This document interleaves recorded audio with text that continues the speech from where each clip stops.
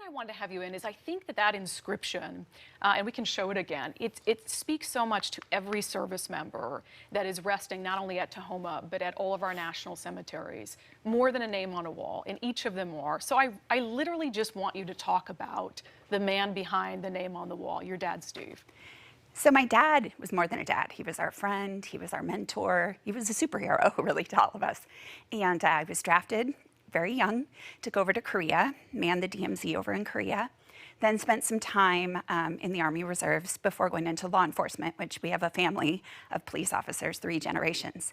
So I spent over 30 years in law enforcement in Washington State, and retired, worked at the federal courthouse, and then after retiring from there, lived for his family and his kids and his granddaughter, and we miss him.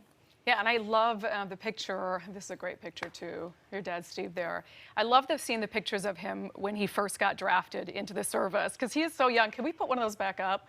Look at that, yeah. Young, strapping lad. Did he tell you a lot about his time at the service? Because now when we look at Korea and he served along the demilitarized zone, it's just so in the news as of late. Did he talk to you a lot about his time serving the country? Growing up, not so much.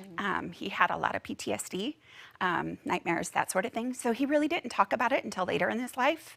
I think he was trying to protect us all from what he saw and what he witnessed. But he was certainly proud of fighting for his country. Flew his flag out in the front yard every day, wore his Army hats and Army jackets all the time. So he served proudly